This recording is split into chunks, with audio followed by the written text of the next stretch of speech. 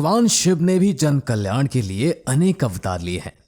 शिव पुराण के अनुसार दुर्वासा मुनि भी शिव जी के ही अवतार थे। ऋषि दुर्वासा हिंदू धर्म के एक महान ऋषि थे।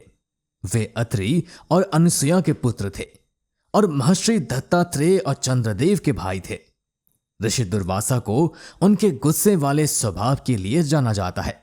वे छोटी छोटी बातों पर गुस्सा हो जाते थे और शाप दे देते थे। हिंदू धर्म ग्रंथों में कई महान ऋषियों का उल्लेख मिलता है। उन्हीं में से एक थे दुर्वासा ऋषि। दुर्वासा ऋषि न सिर्फ ज्ञानी थे अपितु अत्यंत क्रोधी भी थे। दुर्वासा ऋषि को उनके भयंकर क्रोध के लिए जाना जाता है। महादेव से लेकर देवराज इंद्र तक ऐसे कोई भी देवी या देवता न थे जो दुर्वासा ऋषि के गुस्से के भागी न बने हों। ऋषि दुर्वासा के संदर्भ में कहा जाता है कि वे सतयुग, द्वापर युग और त्रेता युग तीनों युगों में उपस्थित थे। यदि आप चैनल पर नए हैं तो भारत की कहानियां चैनल को सब्सक्राइब करना न भूलें। हमारे ज्योतिष एक्सपर्ट डॉक्टर राधाकांत वत्स द्वारा दी गई जानकारी के आधार पर आज हम आपको दुर्वासा ऋषि के जन्म से जुड़ी एक बेहद ही रोचक कथा बताने जा रहे हैं, जिसका सीधा संबंध भगवान शिव से है। तो चलिए जानते हैं दुर्वासा ऋषि के जन्म की कथा और उनके इतने क्रोधी होने के पीछे का कारण। दुर्वासा ऋषि भगवान शिव के पुत्र कहलाते हैं। माना जाता है कि उनका जन्म भगवान शिव के क्रोध से हुआ था। इसी कारण से उनके स्वभाव में भी जन्म से ही क्रोध का ज्वालामुखी समाहित है। दुर्वासा ऋषि को छोटी छोटी बातों पर क्रोध आ जाता था और वो श्राप दे देते थे।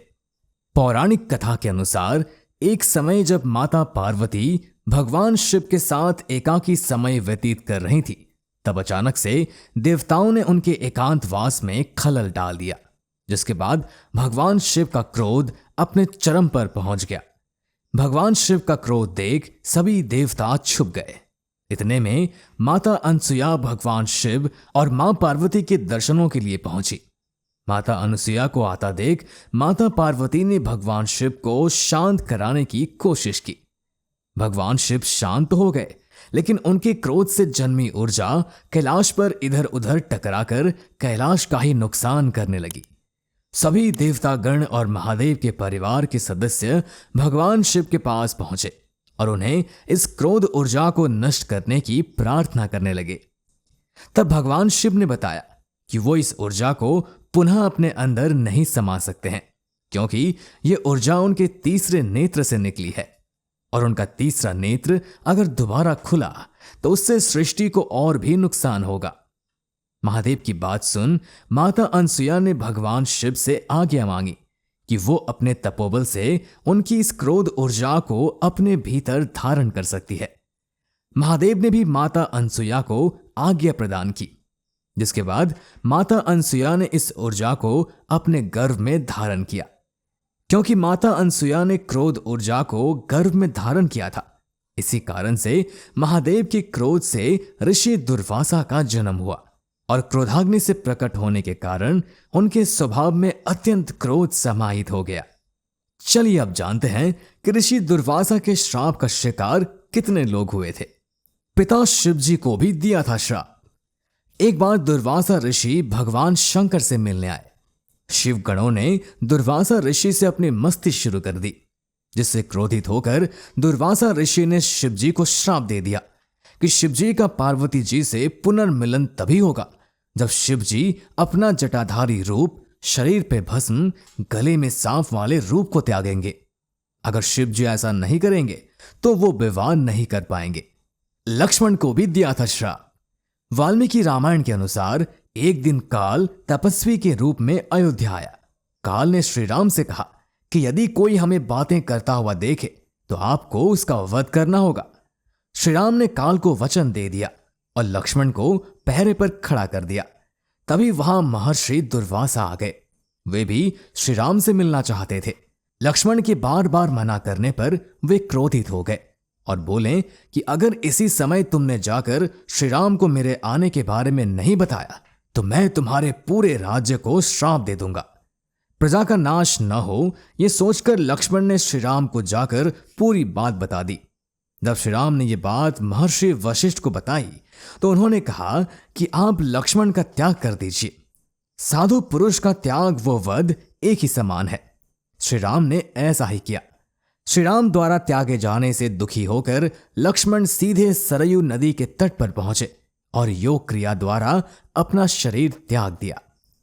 इंद्र को दिया था श्राप।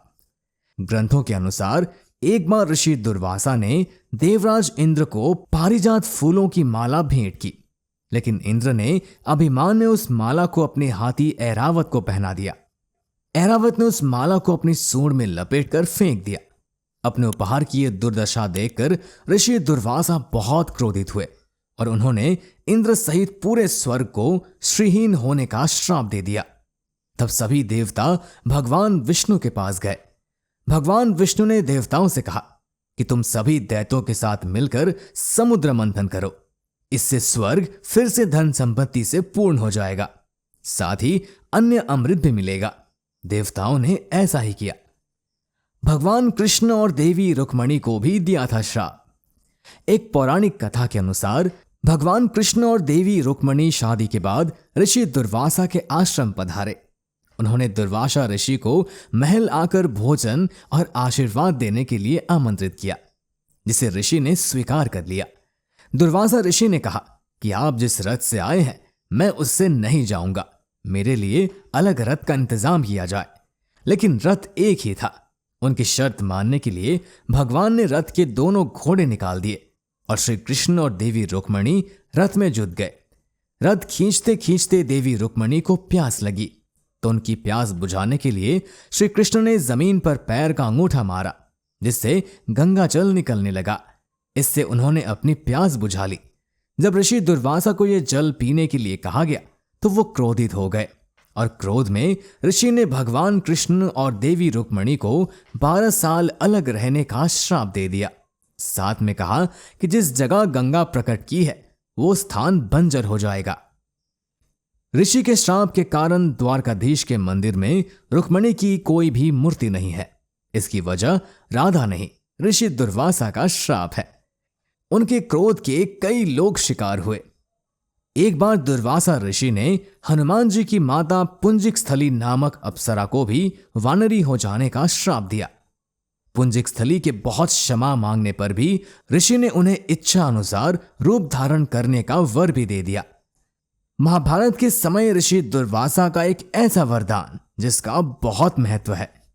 महाभारत की ऐसी बहुत सी कथाएं प्रचलित है जिसमें ऋषि दुर्वासा से इन लोगों ने वरदान प्राप्त किए। इन्हीं में से एक है पांडव की माता कुंती और दुर्वासा से जुड़ी कथा। यह कथा उस समय की है जब कुंती एक जवान लड़की थी जिसे राजा कुंती भोज ने गोद लिया था। राजा अपनी बेटी का एक राजकुमारी की तरह पालन पोषण करते थे। एक बार महर्षि दुर्वासा महाराज कुंती भोज के यहां मेहमान बनकर गए। वहां कुंती ने पूरे मन से ऋषि की सेवा की। कुंती ने ऋषि के गुस्से को जानते हुए समझदारी के साथ उनकी सेवा की और खुश किया।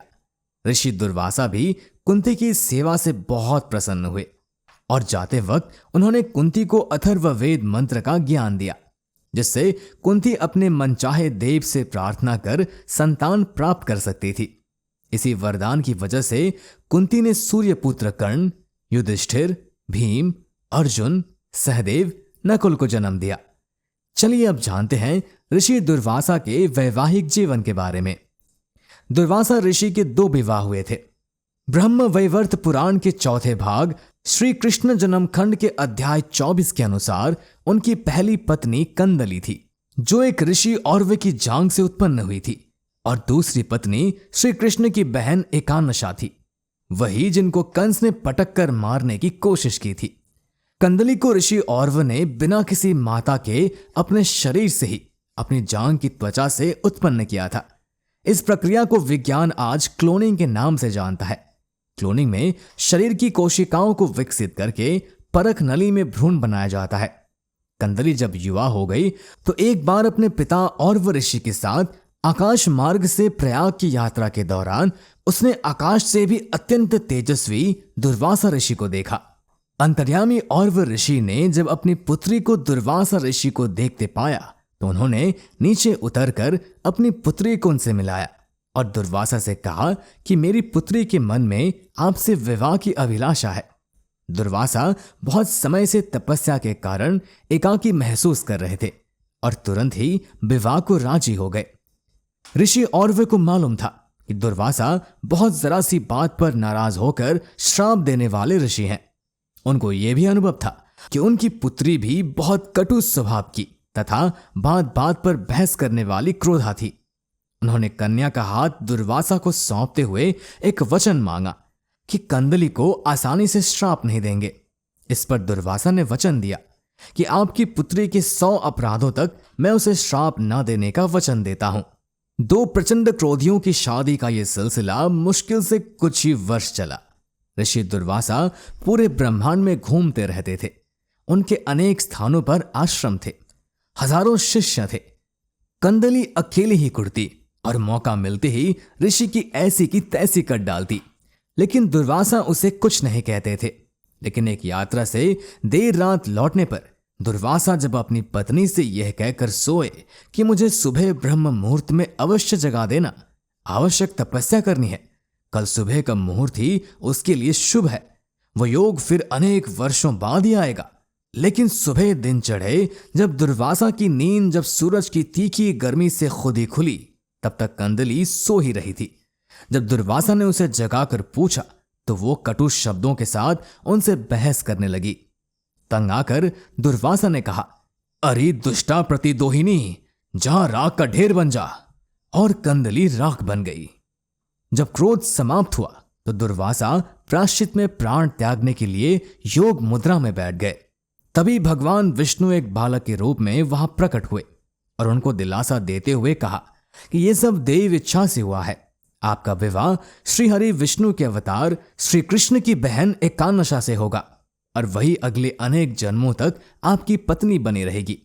जब क्रोध शांत हुआ तो दुर्वासा ने अपनी कंदली की राख को आदेश दिया, तो स्त्री रूप धारिणी हरे वस्त्रों से आच्छादित कदली वृक्ष बन जा, जिसकी स्त्रियों के बालों जैसी चोटियां फल वहन करेंगी और तेरा जन्म भी धरती से बिना बीज के हुआ करेगा।